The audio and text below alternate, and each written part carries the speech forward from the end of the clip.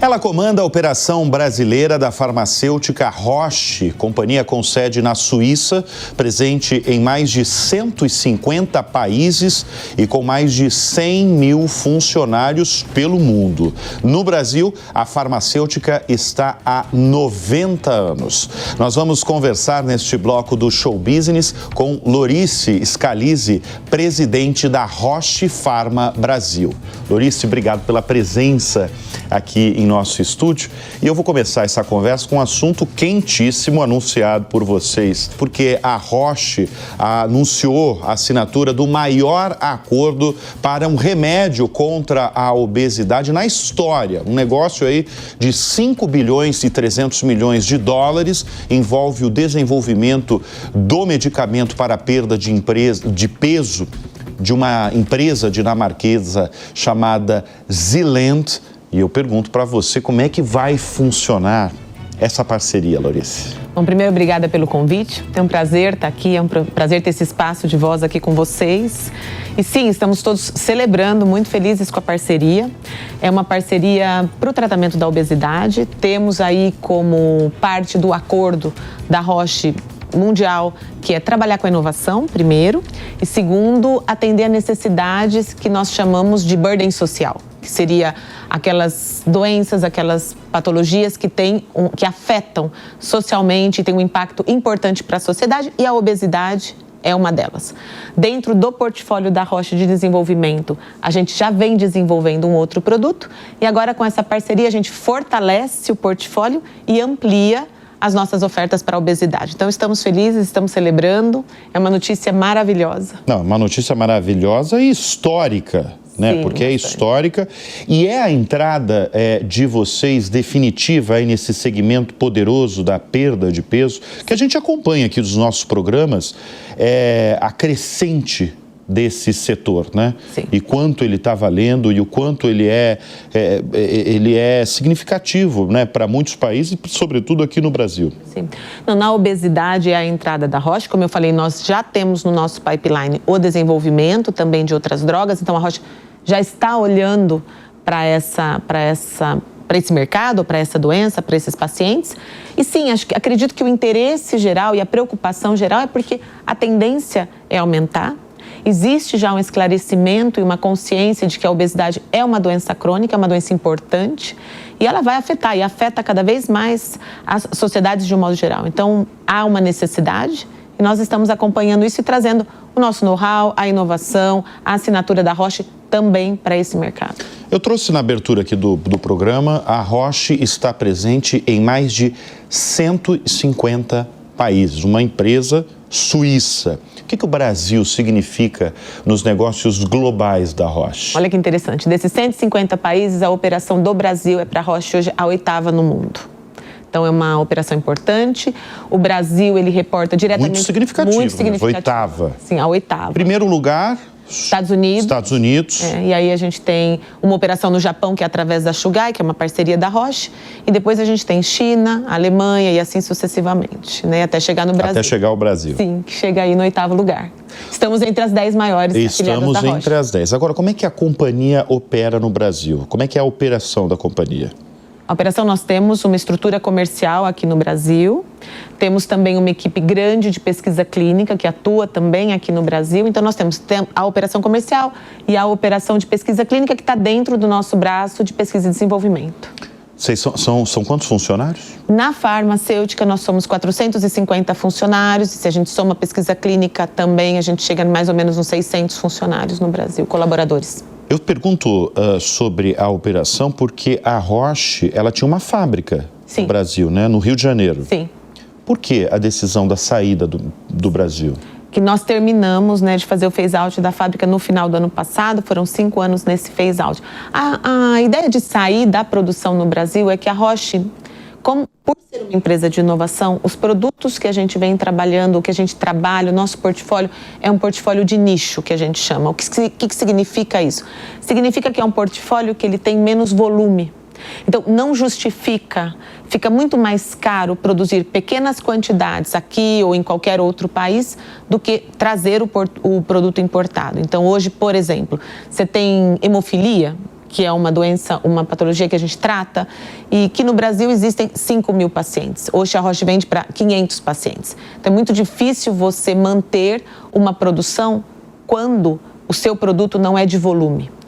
Mas, por outro lado, eu acho que é interessante trazer um dado aqui, que investir no Brasil não significa só investir na produção local. E para isso eu quero fazer uma consideração com relação à pesquisa clínica. A Roche ela investe muitíssimo em pesquisa clínica no Brasil. Eu vou te dar alguns números. No ano passado, nós tivemos um crescimento em relação a 2023 de 10%. Faturamos no Brasil 4,6 bilhões de reais. E fizemos um investimento em pesquisa clínica de 610 milhões. Então, foi mais de 10% daquilo que a gente faturou no Brasil, nós devolvemos em investimento em pesquisa clínica. Então, nós estamos bastante comprometidos e alinhados em desenvolver no Brasil. E nós também acreditamos que é muito importante desenvolver ciência no Brasil, porque a autonomia de um país, ele também passa pelo conhecimento, pela ciência, por formar cientistas, além, claro, da produção. Mas qual é a participação de vocês, por exemplo, nessa formação de cientistas, nessa consolidação da ciência no país? Então, eu te dou um exemplo. Dentro das empresas que fazem pesquisa clínica no Brasil, a maioria das farmacêuticas, a Roche é a número 1. O ano passado, nós tivemos mais de 100 estudos clínicos performados aqui no Brasil, acontecendo no Brasil. Eu acho muito interessante fazer uma consideração, porque quando a gente fala 100 estudos clínicos, todo mundo escuta 100. Mas 100 começa assim, 1, 2, 3, 4, até a gente chegar no 100. São muitos, são inúmeros estudos. Vamos dimensionar isso. Exato. São 6. Não, são 100. São 100. A gente vai de 1 até chegar no 100. E em diferentes áreas terapêuticas. Então, nós falamos de oncologia, nós falamos de doenças neurodegenerativas, oftalmologia, doenças raras. Então, esse impacto, ele é gigante, ele atua e ele impacta, no que eu quero dizer, na formação de cientistas, porque cada estudo trabalha com um centro diferente, com cientistas diferentes, com profissionais diferentes. Hoje o maior foco de vocês aqui no Brasil é qual área? Tem uma específica? Você fala muito na parte oncológica. A Roche é muito forte em oncologia, sempre foi e continua sendo, mas nós temos uma atuação também bastante forte em doenças neurodegenerativas. Então a gente pode falar da atrofia muscular espinhal, eu posso falar de esclerose múltipla. A gente também tem uma presença forte, a gente busca trabalhar cada vez mais com doenças raras, a gente trabalha com hematologia, então cânceres hematológicos, e oftalmologia, que foi o último lançamento há 2 anos atrás. Você destacou há pouco o crescimento de vocês e, de fato, a Roche ela tem apresentado um crescimento constante se a gente pegar os últimos anos, né? Vou repetir o número que você acabou de falar. No ano passado, teve um crescimento aí de 2 dígitos. No Brasil, receita aí de 4 bilhões e 600 milhões de reais. O que determinou esse crescimento e essa receita bilionária no ano passado? Falando, repito, de Brasil. 38% da nosso assim, o crescimento mais alto que nós tivemos, ou que representou este crescimento, ou que a gente teve um crescimento de 38%, foram nos produtos de inovação. O que significa isso? São novas tecnologias que nós trouxemos, são a incorporação de medicamentos inovadores. Eu também gostaria de fazer um esclarecimento, porque quando nós pensamos em produtos inovadores, nem sempre as pessoas têm uma correta dimensão. O que é um produto inovador, por exemplo? Então, eu digo que um produto inovador, uma medicação inovadora incorporada, ela muda um diálogo médico. Então, você imagina que você está na frente do seu médico e ele fala para você, olha, Bruno, sinto muito, não tem mais nada que a gente possa fazer na sua situação. E aí, quando a gente incorpora uma medicação de inovação, o seu médico chega para você e fala, olha, existe agora uma alternativa. Então, é uma mudança de um diálogo. E no ano passado, este crescimento da Roche do ano passado, ele veio impulsionado, empurrado pelos produtos de inovação. Que produtos de inovação? Então, a gente tem câncer de pulmão, a oftalmologia veio dentro dessa plataforma de inovação. A gente continuou trabalhando com atrofia muscular espinhal muito forte, a própria hemofilia e aumentar os pacientes que têm acesso.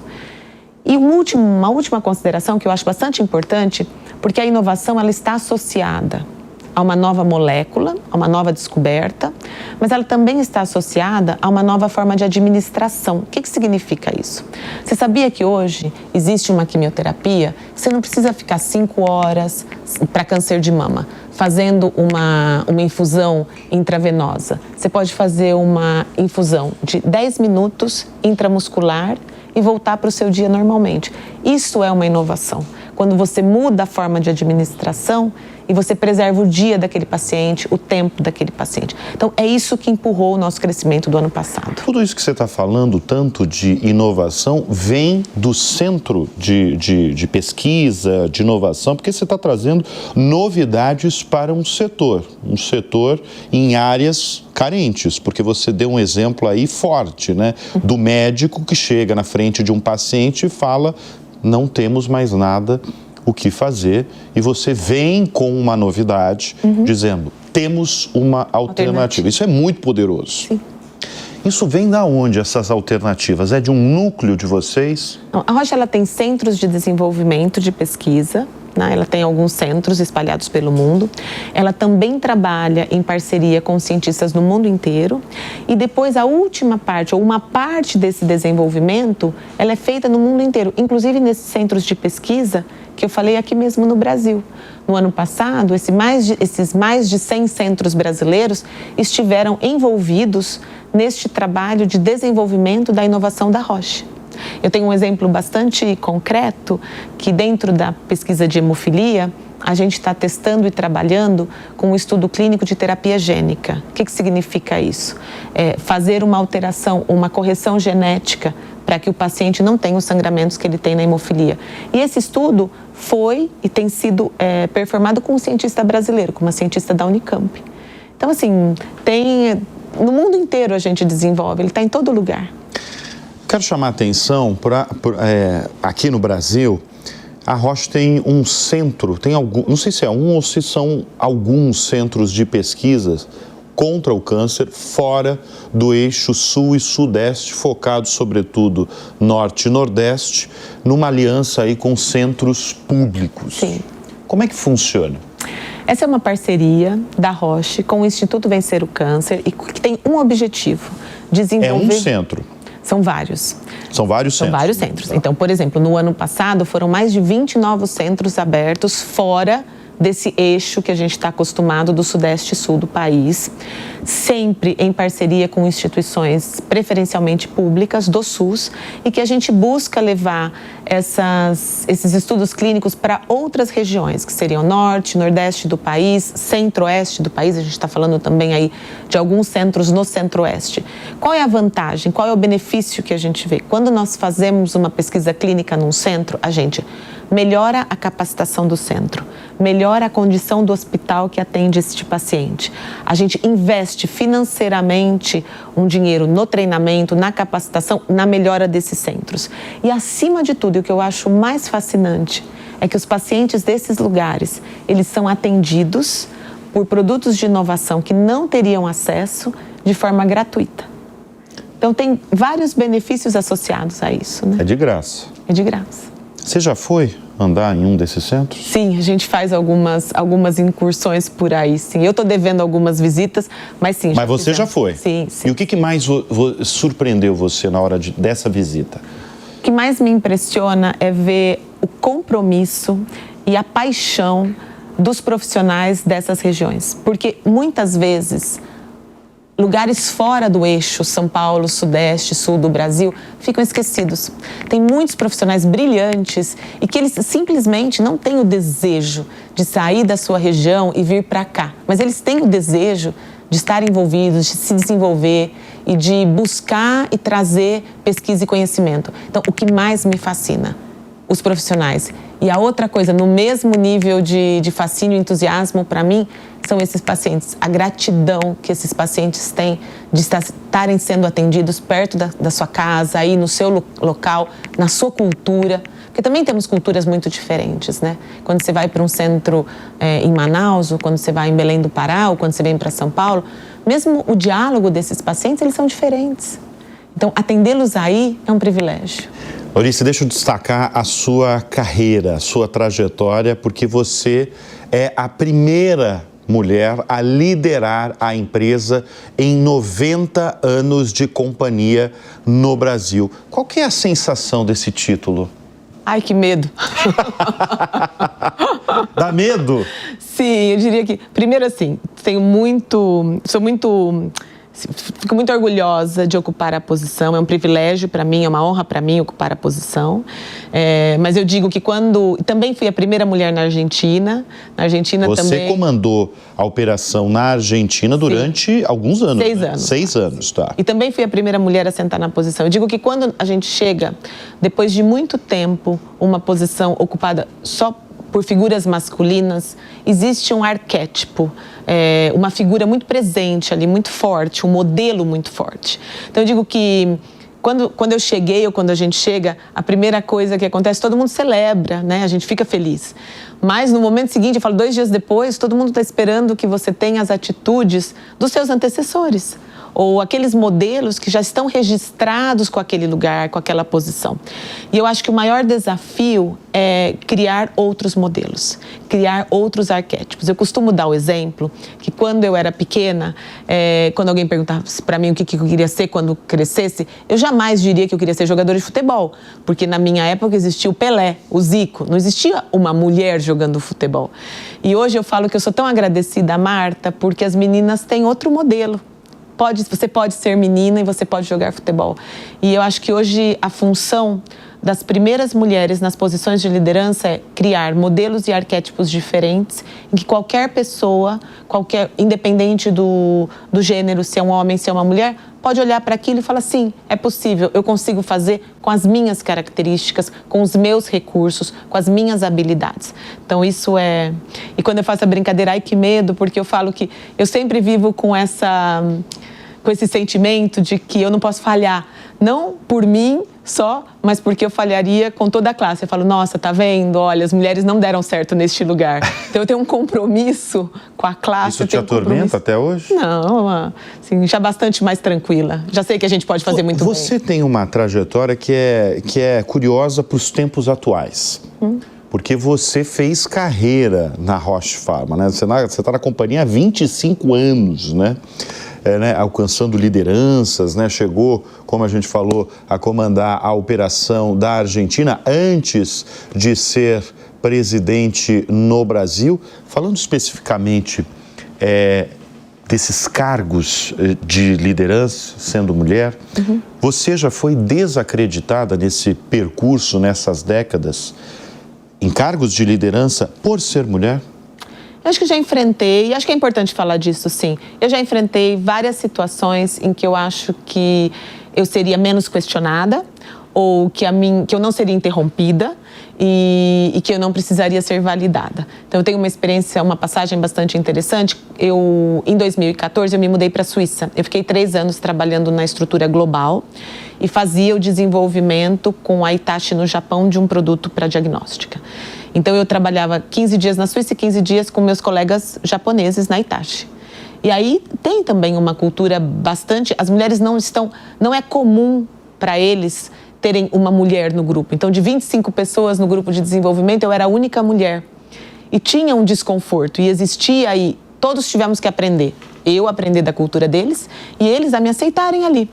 E foi interessante que quando eu me despedi dessa equipe da Hitachi, que eu já estava vindo para a Argentina, o comentário deles falou, ai, que pena que você vai. A gente nem percebia que você era uma mulher.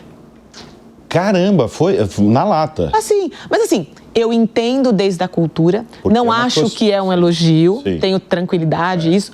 Mas o que a gente observa é que sim, existem ainda... Neste mundo, neste 2025 que a gente vive, situações em que a gente ainda não estão acostumados com o nosso lugar aí. Então... Agora, por que você acha que chegou lá, que virou a presidente da companhia depois de 24 anos, 25 anos de carreira na empresa? O que foi determinante, Lorice? Sim, do meu ponto de vista... Do seu ponto de vista. Sim, eu acho que tem alguns determinantes. Eu sou muito competente, eu faço muito bem meu trabalho e então quanto a isso não existe nenhuma, eu não deixo nada a desejar quando comparada a qualquer outra pessoa, seja homem ou mulher. Esse é um ponto. Sou muito disciplinada, sou muito dedicada, então esse é uma perspectiva. Por outro lado, eu também acredito que existiram nos últimos anos situações em que as empresas foram estimuladas, por assim dizer, a considerar que diferentes perfis podiam ser um bom negócio. Então, eu acho que as cotas de mulheres, por muito tempo, elas foram necessárias. E eu acho que isso também ajudou com que eu tivesse o meu lugar aí. Eu acho que é importante a gente dizer isso, porque parece que é só uma questão de mérito. Sim, absolutamente eu tenho mérito e eu faço bem o meu trabalho. Mas eu precisei de uma condição para chegar até esse lugar. Se essa condição anterior, que era o estímulo, que eram as cotas, que eram abrir espaços para que a gente chegasse, talvez não tivesse acontecido. Por quê? Porque os modelos, eles eram muito marcados dentro da realidade que existia anteriormente, que eram posições masculinas. Sim. Por muito tempo, as posições comerciais foram posições masculinas. Por muito tempo, um diretor financeiro era um homem, existiam poucas diretoras financeiras. Presidente, então nem se fala. Sim, exato. Então, acho que eu faço questão de dizer que a questão das cotas e o estímulo para que existissem mais mulheres foi um fator também tão importante quanto a minha competência para que eu ocupasse esse lugar. Curiosidade, quanto tempo leva para fazer, em média, um medicamento? Para desenvolver um medicamento. Para desenvolver um medicamento. Leva de 10 a 15 anos e de cada 10 produtos que a gente começa a desenvolver e produzir, um deles acontece de verdade, ou até menos às vezes. Desses 10 anos, a maior parte é pesquisa, sim, de teste. 10 a 15 anos, pesquisa, desenvolvimento, sim. Dá para revelar para o nosso público o que está vindo aí? Tá vindo bastante coisa. No portfólio de oftalmologia, a gente tem novidade. No portfólio de hemofilia, como eu comentei antes, a gente tem aí estudos com terapia gênica. O que eu acho mais interessante é talvez pensar o que está vindo, não só que produto, mas o que a gente pensa para a saúde no futuro. Cada vez menos infusões, processos que considerem mais o bem-estar do paciente, eu acho que isso é importantíssimo. Então, você pensa, o que é uma terapia gênica? É uma única dose e aquilo muda a sua condição. Você não fica dependente daquela medicação tanto tempo, né? O próprio tratamento da obesidade, que está vindo aí bastante forte. Mas eu acho que essa questão de buscar soluções em que a gente tenha melhor aderência do paciente, porque você tem menos necessidade de infusões, de repetições. Por quê? Para que o paciente possa voltar. O que a gente quer?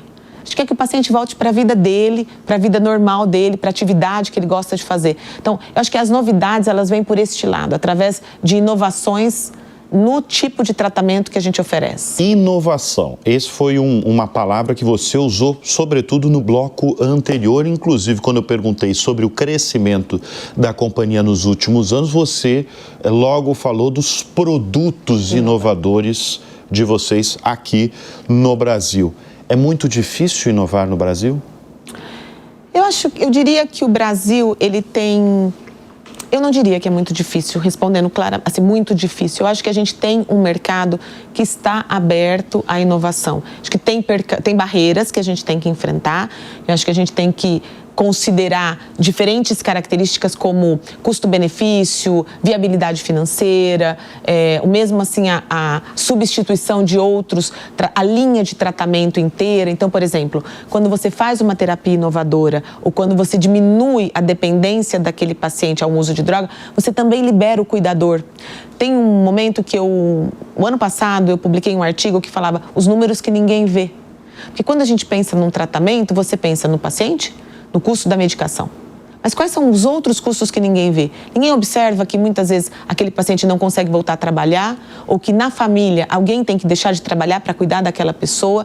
Então, a inovação, ela tem que ser entendida desde um aspecto mais amplo. Eu não diria que é muito difícil, eu diria que a gente inova no Brasil, a gente tem oportunidades de inovação, tem inclusive produtos inovadores que a gente trabalha aqui no Brasil e que estão sendo incorporados e que são fascinantes, mas a gente tem sempre essas barreiras para ultrapassar. E produtos inovadores, né? Que você bateu bastante na tecla. Sim. Temos coisas interessantíssimas acontecendo já e que brilham os olhos, porque quando você vê uma criança sendo tratada e que aquele tratamento muda o prognóstico, a vida daquela família, não tem nada mais que nos enche mais de prazer, de satisfação. E é sempre uma luta fazer com que aquilo aconteça. E a gente trabalha para isso. Muito bem. Obrigada.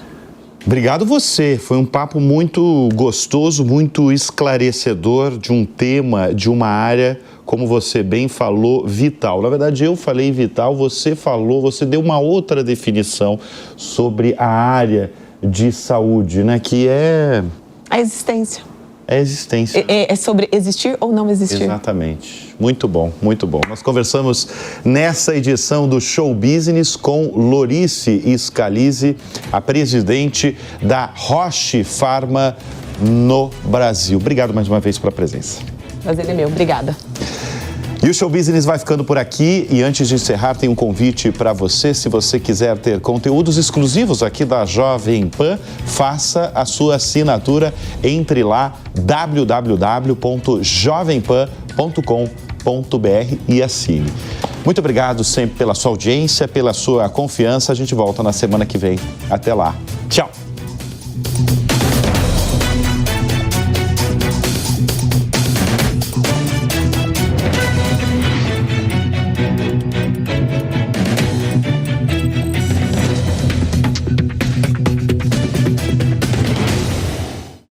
A opinião dos nossos comentaristas não reflete necessariamente a opinião do Grupo Jovem Pan de Comunicação. Realização Jovem Pan.